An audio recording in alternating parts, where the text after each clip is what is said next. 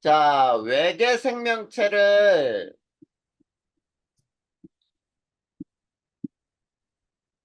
우리가 탐사하는 방법이 자, 외계 생명체가 있는지 없는지를 알아내는 거예요. 쉽게 얘기하면은.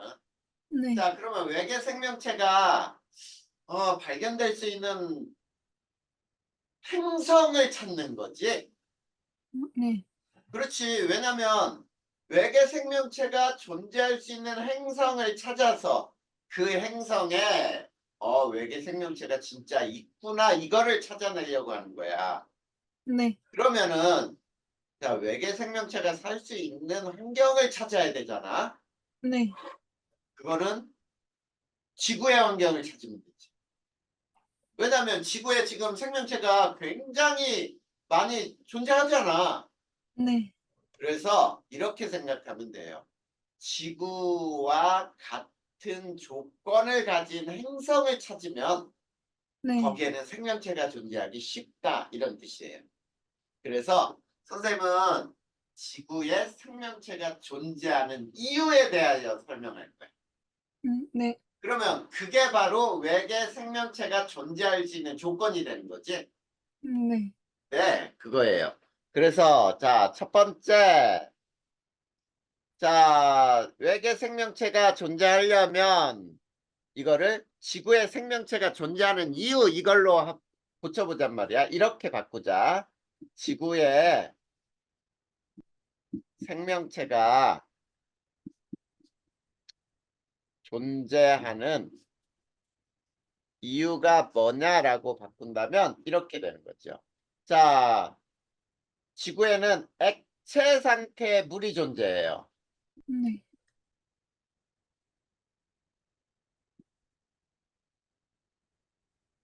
자, 요거를 우리는 뭐라고 부르냐면 생명 가능지대라고 부르죠. 네. 자, 액체 상태의 물이 존재해야 생명이 존재할 수 있다는 뜻이야. 그러면 자, 액체 상태의 물이 존재하는 이유에 대하여 설명을 한다면 자, 첫 번째가 태양과 적절한 거리가 있죠. 태양과 적절한 거리에 있다. 그러면 마찬가지죠. 외계 행성도 별과 적절한 거리에 있어야 한다 이런 뜻이 되는 거지. 자, 네. 그런데 지금은 얼마냐면 1AU라 그래서 자, 요 거리에 있어요. 자, 태양과 지구 사이의 거리는 1억 5천만 킬로미터야. 그 거리를 1AU라고 불러. 자, 그런데 만약에 현재보다 5% 가까워졌다. 자, 별하고 가까워지는 거죠. 네. 그러면 더 뜨거워지지. 네. 그러면 자, 물은 뭘로 존재하겠니? 수증기. 수증기로 기체로 존재를 해요. 네. 자, 그러면 기체로 존재한다는 말은 액체 상태 물이 아니니까 생명체가 존재할 수 없어 이런 뜻이 되는 거지. 네. 그 다음에 두 번째, 만약에 지구가 현재보다 15% 멀어지잖아. 네. 자, 멀어졌어. 그러면 물은 얼음으로 존재하겠죠. 네. 그래서 역시 생명체가 존재할 수 없어 이런 뜻이에요. 자, 즉 액체 상태물이 존재하는 이유는 태양과 적절한 거리에 있어. 그것 때문이야 라는 뜻이죠. 네. 그러면 두 번째, 액체 상태 물은 자, 물은 극성 물질로 있죠. 많은 물질을 녹여요.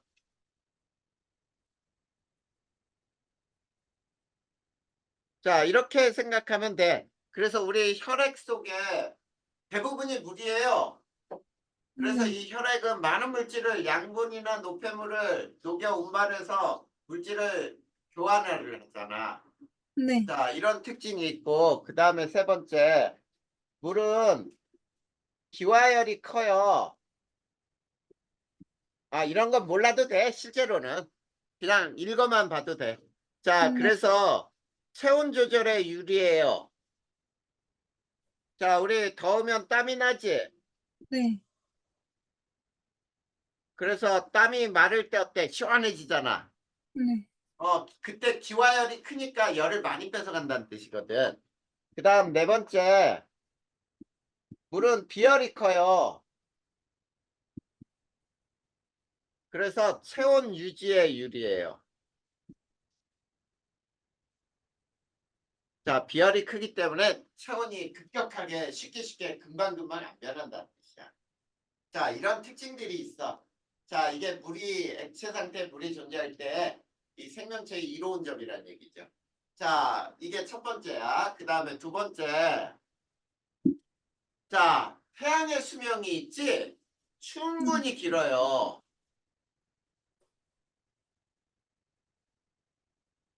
충분히 길다. 그러면 태양의 수명이 충분히 길어야 하는 게, 자, 약 90억 중에 46억이거든. 네. 그러니까 태양의 총 나이는 90억 정도가 지낼 수 있는 나이인데 그 중에 현재 46억이 지난 거야. 그러면 태양의 수명이 이만큼 길어야 생명체가 존재하기 이로운 점은 뭐냐면 이런 거죠. 생명체가 출현을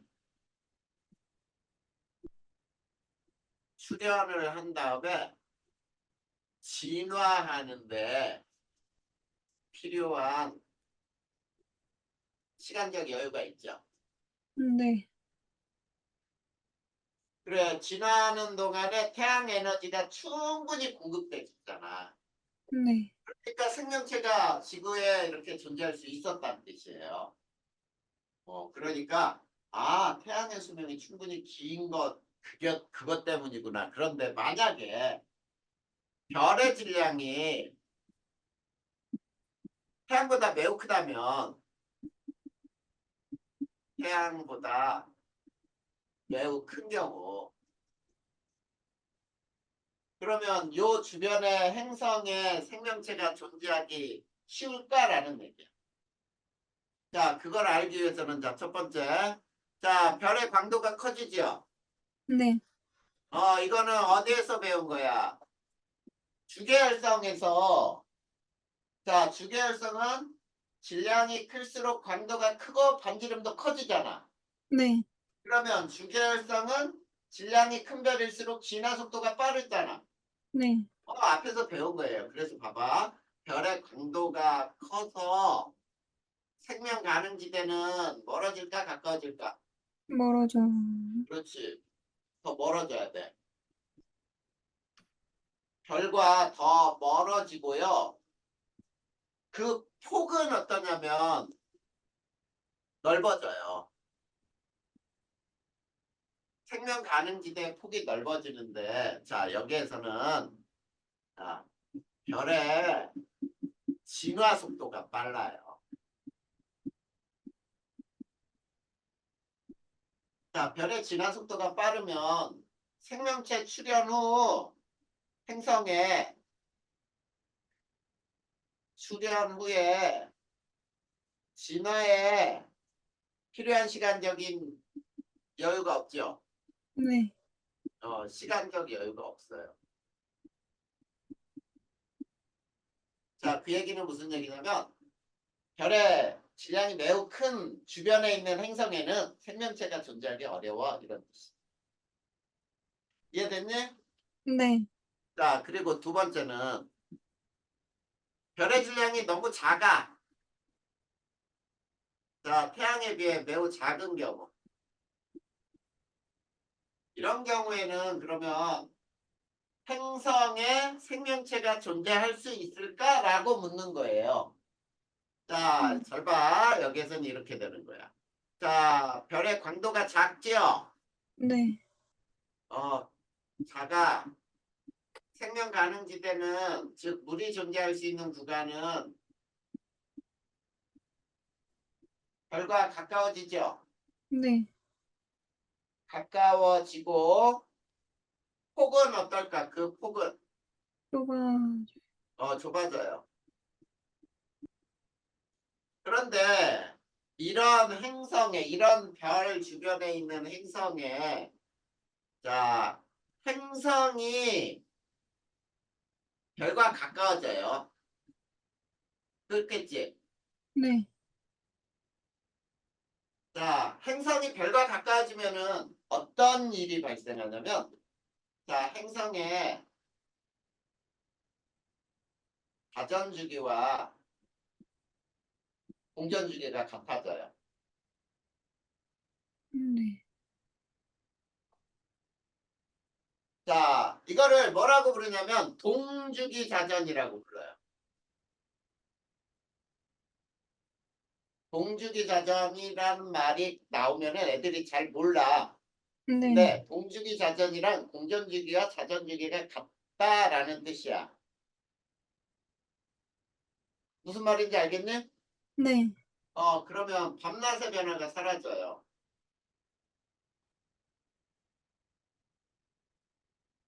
변화가 사라지면은 어떻게 될까? 자, 그러면 밤인 곳은 항상 밤이고 별빛을 못 봤다.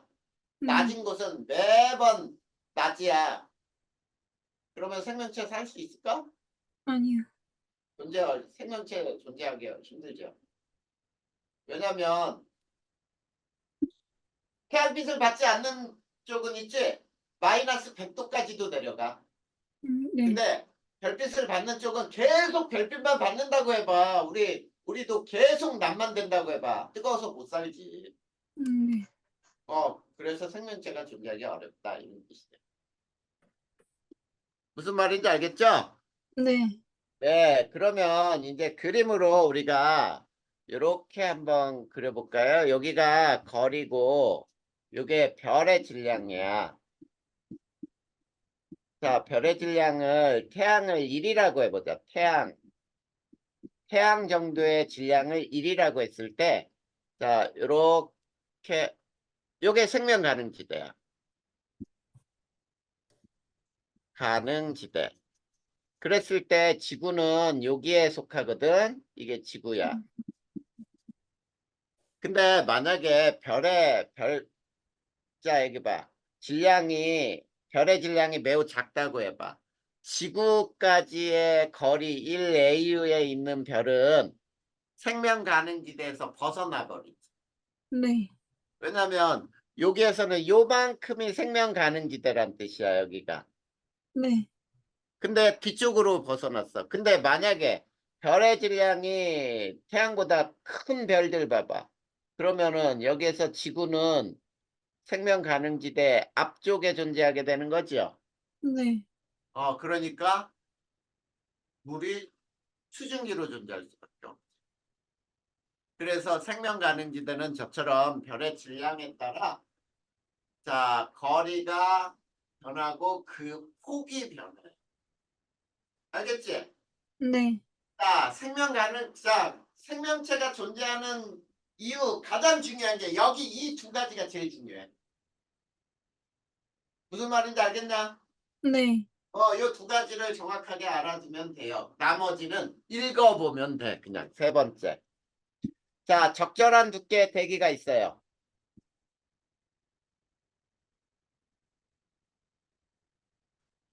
자, 그래서 적절한 두께의 대기가 있어서 좋은 점이 뭐냐면 거기 설명 다 나와 있어. 자, 온실효과, 적절한 온실효과가 일어나지요. 네. 그 다음에 동식물에게 호흡에 필요한 산소도 공급하지요. 네. 네. 자, 유해한 자외선도 차단해 주죠. 네. 그 다음에 운석과 충돌할 때 직접 충돌하는 걸 막아주잖아. 네. 자, 대기와의 마찰로 운석이 다 타 없어져 버리거든. 네. 이런 것들이 바로 적절한 두께의 대기가 하는 역할이에요. 그 다음 네 번째. 자, 공전 궤도 20률이 작다. 20률이 작아. 이거는 원궤도다라는 뜻이거든. 네. 자, 이거는 연교차가 작다는 뜻이야. 자, 우리 앞에서 배웠어요. 공전궤도 네. 20률이라는 거는 기억나? 네. 그거야. 그러니까 지구는 이제 거의 타원궤도가 아니라 거의 원궤도로 돌다 보니까 네. 겨울과 여름의 기온 차이가 그닥 그렇게 크지 않아. 네. 근데 너무 큰 차원으로 돌면은 겨울은 너무 춥고 여름은 너무 덥고 막 이렇게 되거든. 그 네. 다음에 자, 자전축 경사각이 있어요.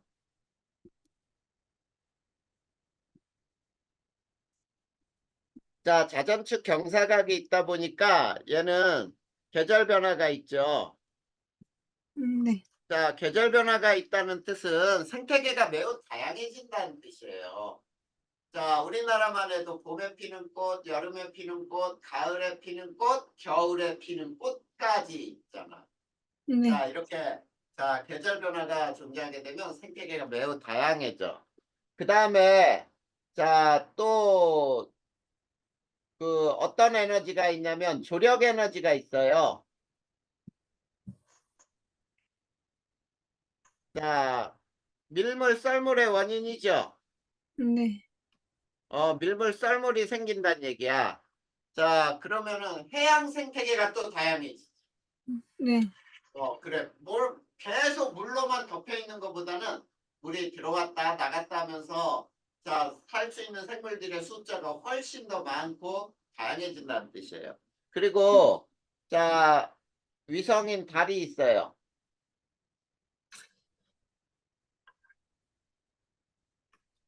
자, 이 달은 자전축 경사각이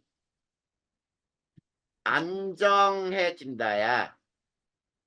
그러니까 자전축이 23.5도 현재 기울어져 있는 게 달 때문에 매우 안정하게 딱 고정돼서 돌아. 만약에 달이 없으면은 이 자전축이 불안정해요. 그래서 막 더 기울었다가 바로 섰다가 막 이렇게 많이 변한다는 뜻이야. 근데 다행스럽게 달이 있어서 저런 현상이 일어난다. 자, 요거는 그냥 읽어봐 주면 돼. 네. 그래서 제일 중요한 거는 지금 선생님이 설명한 1번, 2번이 가장 중요해요. 그러면 이런 조건을 갖는 생명체가 행성에서는 생명체가 존재할 수 있다 이런 뜻이 되는 거죠. 네. 네, 그러면 생명체 존재, 생명체 탐사 끝났어요. 자, 그 뒷장으로 이제 넘어가자. 자, 외부 은하가 나오지. 네. 자, 이 외부 은하 이거는 자, 외부 은하를 볼까요? 자, 다른 거 필요 없어. 자, 허블의 모양에 따른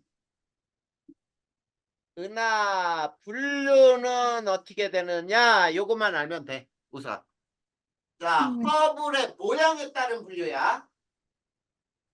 그런데 이 은하는 있지. 점점 시간이 지남에 따라 회전함에 따라 모양이 변하는 게 아니고 그 모양 그대로 똑같은 거예요. 자, 모양에 따른 분류는 이렇게 돼. 자, 완전히 동그란 이 제로부터 해서 네. 자, 완전히 찌그러진 이렇게 옆으로 많이 찌그러진 이 세븐까지 요거를 타워 누나라고 불러. 자, 그 다음에 이 은하에서 요런 모양이 있는데 중심에서 이렇게 조금 뭐 팔처럼 튀어나오는 이거 S0는 필요 없어요. 이건 몰라도 돼. 자, 요걸 S0라고 했는데 자, 네. 그 다음에는 있지. 정상 나선 은하가 있어. 자, 근데 정상 나선 은하는 중심이 됐다 크고 팔이 굉장히 많이 휘감겨 있는 형태로 이렇게 휘감겨 있으면은 이거를 SA형이라고 부르고 그 다음에 중심이 조금 작아졌어요. 그 다음에 휘감겨 있는 게 조금 더 느슨해. 자, 이렇게 되면 SB형이라고 부르고 그 다음에 중심의 크기가 제일 작고 휘감겨 있는 게 제일 느슨할 때 SC형이라고 불러요. 이거를 정상 나선 은하라고 분류를 해요. 그 다음에 모양이 이제 막대 나선 은하로 분류하는 게 있는데 자, 얘도 어떠냐면 중심이 가장 크고 여기서 막대가 튀어나와요. 그 다음에 여기서 나선팔이 굉장히 많이 휘감겨 있어요. 이렇게. 자, 이거를 SB의 B 이렇게 SB의 A. 그 다음 중심이 좀 작아지고 자, 요렇게 휘감겨 있는 거를 SB의 B. 중심이 제일 작고 막대도 이렇게 닿아서 이렇게 휘감겨 있는 게 SB의 C역. 이렇게 나눠지는 게 막대 나서면. 그 다음이 불규칙은화. 자, 그러니까 자, 허블의 모양에 따른 분류는 네 가지죠. 네. 타원은화, 정상 나선은화, 막대 나선은화, 불규칙은화. 또는 나선은화를 한꺼번에 묶는다고 세 가지야. 타원은화, 나선은화, 불규칙은화. 그쵸? 네. 요 세 가지만 알아보면 돼. 자, 첫 번째 타원은화. 자, 타원은화의 특징은 자, 얘네는 자, 모양에 따라 자, 구형인 이 제로부터 납작한 E7까지 분류를 할 수 있어요. 그 다음에 타원은화의 특징은 자, 붉은 별, 저온의 별. 저온이니까 붉은색이겠죠. 네. 자, 붉은 별이 많아요. 그 다음에 그러면 늙은 별, 오래된 별들이 많다 보니까 새로운 별들이 생기지 않는다는 얘기지. 네. 성간 물질이 작아요. 별 탄생이 거의 없어.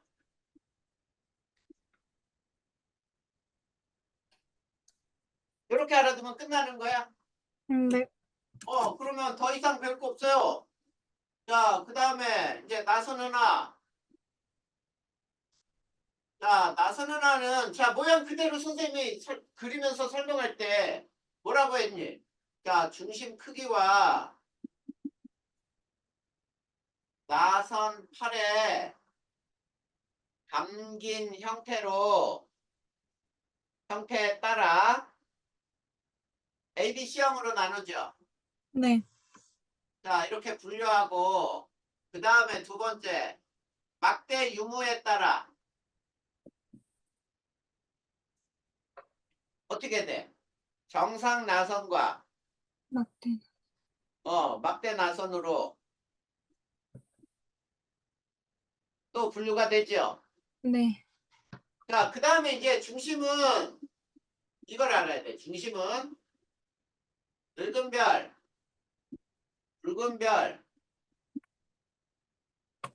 저온의 별이 많고요. 네. 이렇게 알아두면 되고요. 그 다음에 네 번째 나선 팔에는 성간물질이 많아요.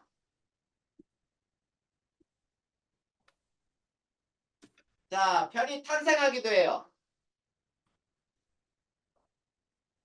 탄생하기도 한단 말이야. 자, 그러면 나선팔에는 젊은 별, 고온의 별, 푸른 별이 많다. 이렇게 얘기했니? 네. 이렇게 알아두면은 자, 나선을 봐도 끝났네. 뭐 그냥 모양에 따라 이렇게 분류하는 거 뭐 어려운 거 없지? 네. 자, 그 다음에 불규칙은화. 자, 불규칙은화는 IRR로 표시하기도 해요.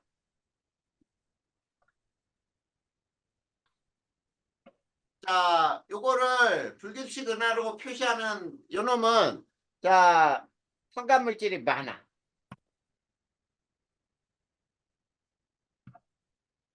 자, 그래서 젊은 별, 푸른 별, 보온의 별이 많다. 이렇게 알아두면 끝나요. 네. 자, 그러면은 외부 은하를 모양에 따라 분류하는 건 끝났습니다. 네. 굉장히 간단하지? 네. 외울 것도 별로 없어요. 자, 그런데 이제 허블의 은하 분류에 안 들어가는 특이 은하가 있어. 특이 은하.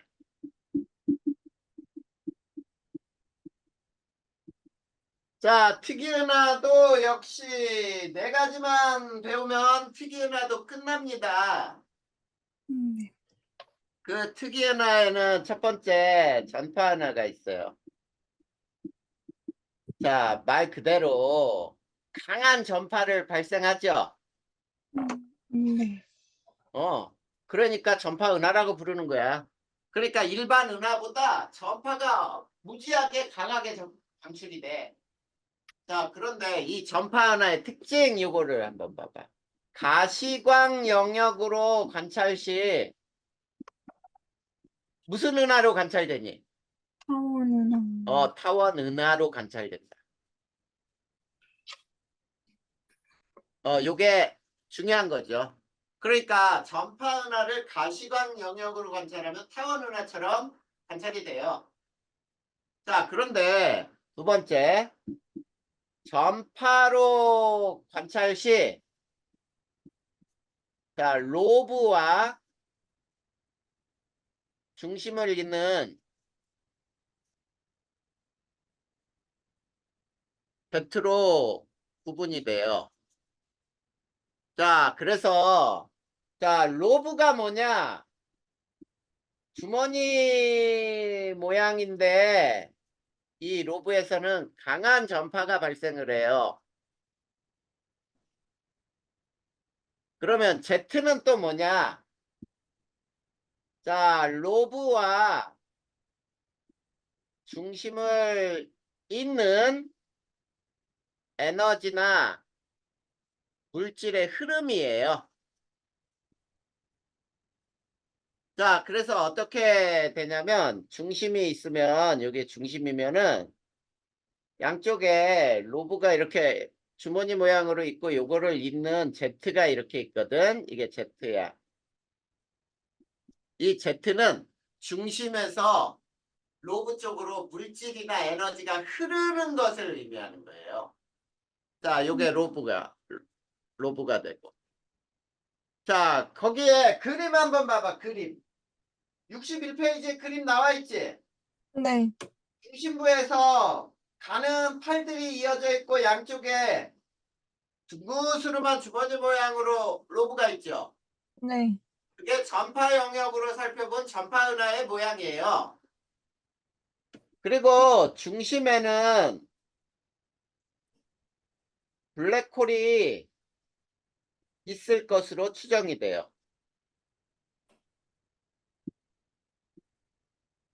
전파 은하의 중심에는 블랙홀이 있을 거야 라는 거지.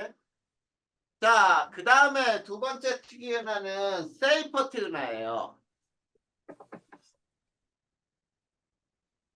자, 세이퍼트 은하는 자, 보통의 은하보다 이게 여기에 뭐라고 나왔냐면 보통의 은하보다 자, 아주 밝은 방출선이 나타나요. 아주 밝은 방출선이 나타난다. 이렇게 알아두고요. 그래서 자, 첫 번째가 자, 거기에 보면은 스펙트럼에 자, 넓은 영역에서 방출선이 나타나고요. 그 다음에 두 번째, 중심부 밝기가 전체 밝기에 비해 매우 강해. 밝기의 대부분이 중심 밝기라는 뜻이에요. 알겠니? 네. 그리고 세 번째, 역시 얘도 중심에는 블랙홀이 있을 것으로 추정이 돼요. 있을 것으로 추정. 그래서 거기 방출선을 보면 막 이렇게 이런 식으로 넓게 이게 파장인데 네.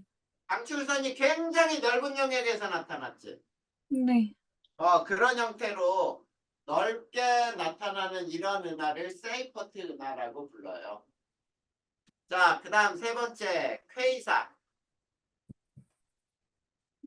자, 퀘이사는 별처럼 보이지만 자, 요거 퀘이사 하기 전에 매우 중요한 걸 빼먹을 뻔했네. 세이퍼트 은하는 가시광 영역에서 관찰 시 가시광 영역으로 관찰하면 무슨 은하로 보이냐면 이거 중요해. 영역에서는 자 무슨 은하로 보이니? 나선은하. 나선 은하로 관측이 됐다. 이게 중요해. 이걸 빼먹었네. 네. 되게 중요해요. 네. 자, 그 다음에 K사는 별처럼 보이는 은하예요. K사는 굉장히 강한 적색 편의를 나타내요. 자, 강한 적색 편의가 나타난다는 얘기는 후퇴 속도가 어떻다는 얘기니? 빠르다. 매우 크다 이렇게 되는 거죠. 네. 그래서 K사는 있지. 하나의 별처럼 보여 굉장히 멀리 있어요. 하나의 별처럼 보이지만 별이 아니야. 얘는 은하란 얘기야. 그리고 얘도 중심에 자, 블랙홀이 있을 것으로 추정이 돼요. 이게 특이은하 세 번째. 자, 별거 없죠, 역시. 네. 자, 그 다음 네 번째. 특이은하 네 번째 중에 충돌은하예요.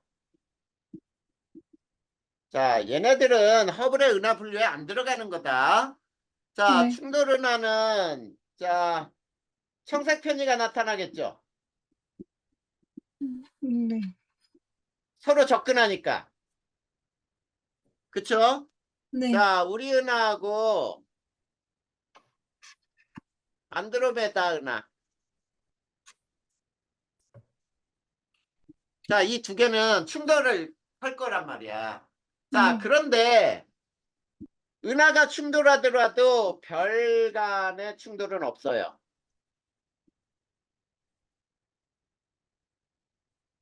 자, 은하가 충돌해도 별끼리는 절대 충돌 안 해. 왜 그러냐면 있지. 별 하나가 만들어지기 위해서 주변에 성간 물질이 엄청나게 다 빨려 들어가요. 네. 그래서 별과 별 사이의 거리가 너무 멀어. 그러다 보니까 별끼리는 충돌할 일이 없어. 알겠죠? 네. 그런데 성간 물질의 충돌은 있겠죠. 네. 자, 충돌로 자, 새로운 별이 만들어지기도 해요. 별이 생성되기도 한다. 자, 그러다 보니까 은하 모양이 변하는 수도 있어요. 변하기도 한다. 뭐, 이 정도 알아두면 되겠다. 자, 우리 은하는 막대 나선 은하에 속해요. 알겠지? 네. 자, 그러면은 은하의 분류까지도 끝났습니다. 자, 그 다음에 이제 빅뱅 우주론이 나와.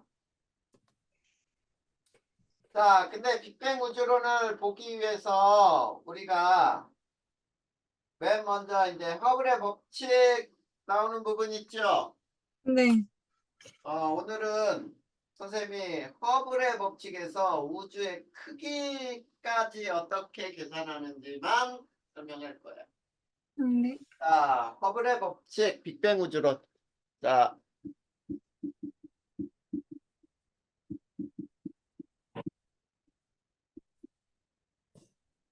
허블의 법칙을 먼저 한번 설명해 보자. 자, 외부나의 스펙트럼을 관측해 봤어요.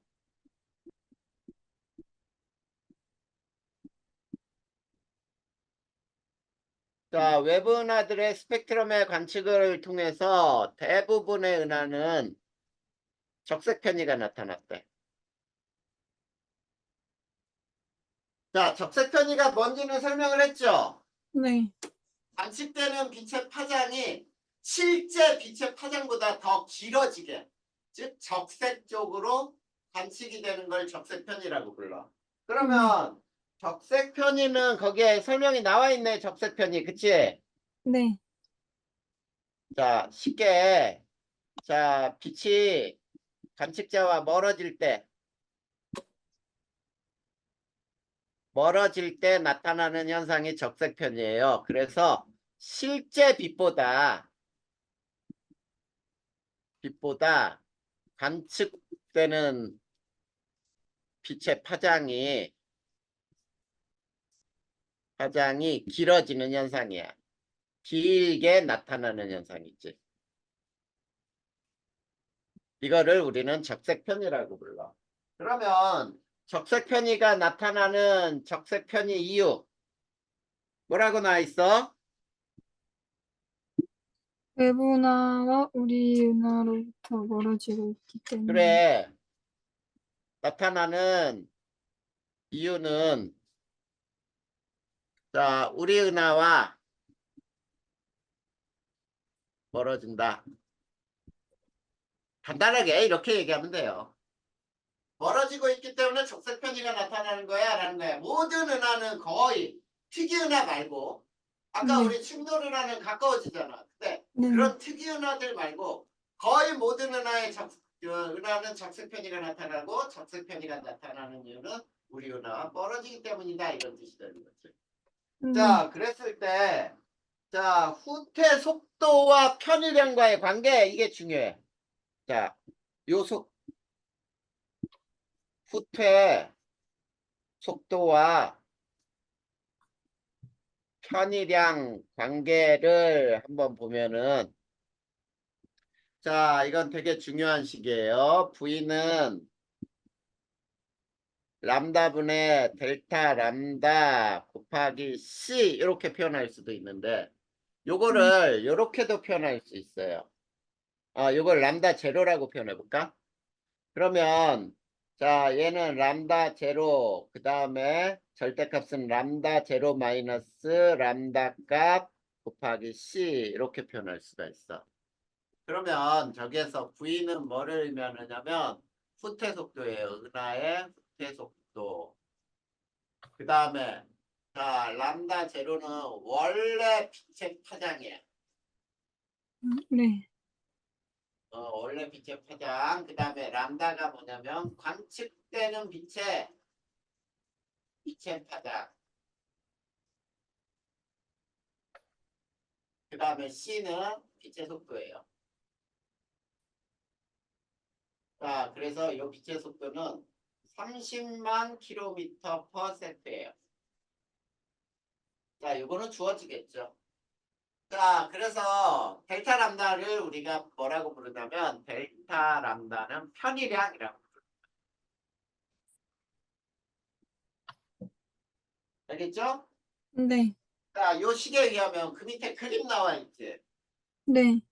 자, 원래 파장의 값이라고 나와 있는 게 거기 보면 400, 500, 600 나와 있고 그 다음에 먼 은하 봐봐.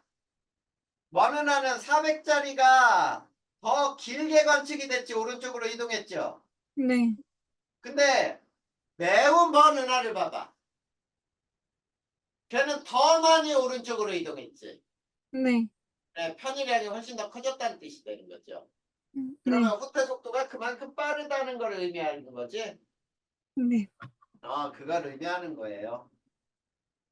알겠니? 네. 그러면 허블의 법칙을 실제로 이제 배워봅시다. 허블의 법칙. 자, 허블의 법칙의 첫 번째 은하의 후퇴 속도는 이게 허블의 법칙이야. 은하의 후퇴 속도는 그 은하까지의 거리에 비례한다.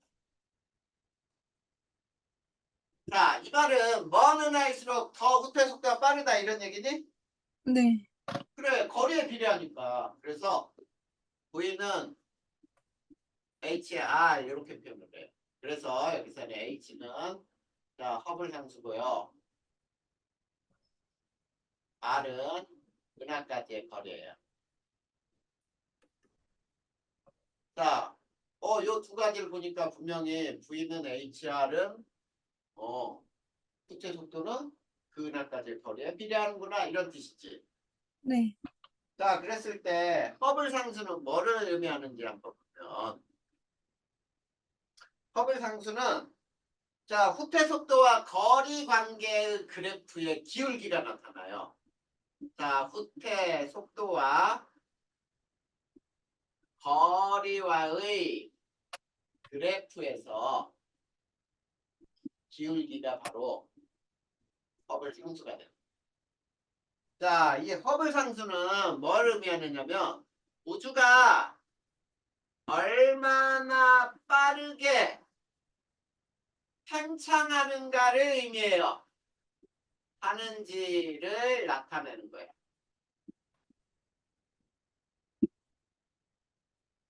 알겠니? 네. 네, 이게 허블 상수의 의미예요. 그 밑에 의미는 또 나와 있죠? 거리와 후퇴 속도 그래프에서 기울기다. 자, 요게 거리가 되고요. 이게 후퇴 속도예요. 후퇴 속도 V라고 할 때. 자, 그럴 때 은하들의 관측값을 쭉 이렇게 해가지고 했더니 이런 직선이 나왔어. 네. 자, 그럴 때 이 기울기가 H가 된다 이런 얘기죠. 네. 자, 그러면 잘 봐. 자, V는 HR에서 자, 그래서 요 식이 나오는 거야. H는 R분의 V에 이렇게 표현하는 거죠? 네. 그래. 이게 후퇴 속도와의 관계잖아. 이해됐어? 네. 그러면 자, 세 번째 이 허블의 법칙의 의미가 뭘까? 자, 허블 법칙의 의미는 뭐겠니?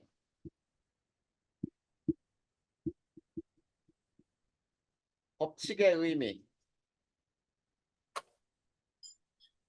자, 먼 은하일수록 후퇴 속도는 빠르다 이런 얘기니? 네. 그러려면 우주는 팽창하고 있다는 뜻이에요. 네. 우주가 팽창하지 않으면은 저 멀리 있는 게 더 빠르게 후퇴하지 않는다는 뜻이야. 네. 자, 요게 바로 허블 법칙의 의미가 되는 거예요. 이해됐니? 네. 요게 허블 법칙의 의미인데, 자, 그러면 세 번째. 자, 이제 요게 중요해요. 팽창하는 우주에서,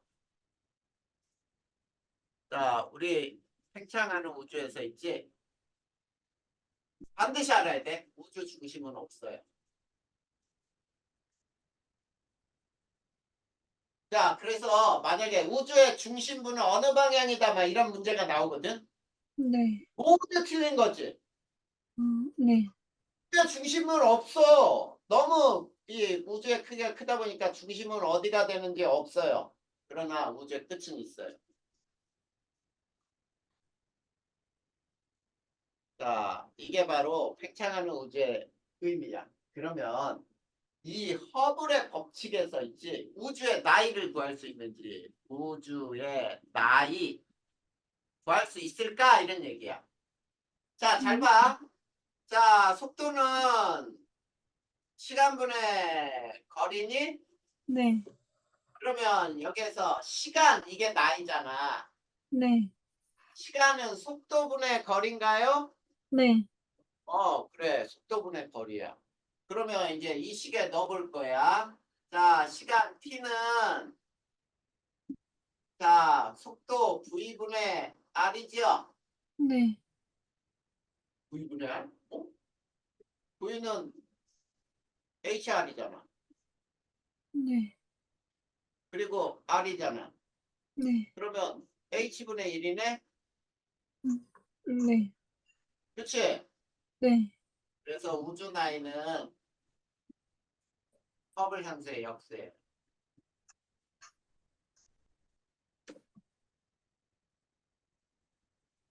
맞죠? 네. 우주 나이는 허블 상수의 역수다. 그래서 허블 상수가 크면 우주의 나이는 작은 거지. 네. 그러면 같은 크기의 우주라고 해보자. 같은 크기의 우주. 그러면 같은 크기의 우주일 때 허블 상수가 클수록 팽창 속도는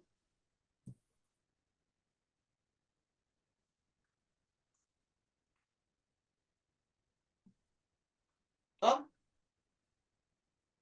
지금 선생님 묻는 거에 파악을 못했지? 네. 다시 그림으로 해줄까요? 자, 이렇게 허블 상수가 A, B가 있어. 네. 자, 같은 크기의 우주일 때, 같은 크기의 우주라는 말은 거리가 같다는 뜻이 되겠지. 네. 그래, 그랬을 때 허블 상수가 클수록 후퇴 속도는 빨라요. 맞아? 네. 그러면 자, 같은 크기에서 자, 우주의 나이는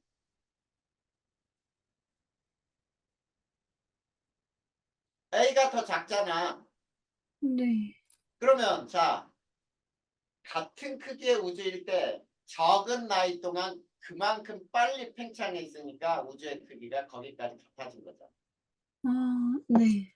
그러니까 지금 후퇴 속도를 보니까 A가 B보다 크잖아. 네. 그래 그 얘기를 하는 거예요. 똑같이. 네. 자, 이게 팽창하는 우주의 나이를 계산하는 거고 그 다음에 우주의 크기는 그러면 측정할 수 있느냐라는 얘기야. 자, 관측 잘 봐. 가능한 가장 빠른 속도는 후퇴 속도의 최대값은 빛의 속도예요.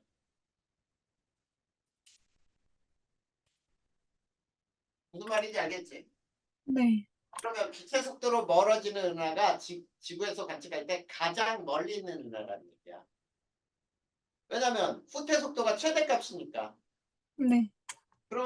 그러니까 가장 멀리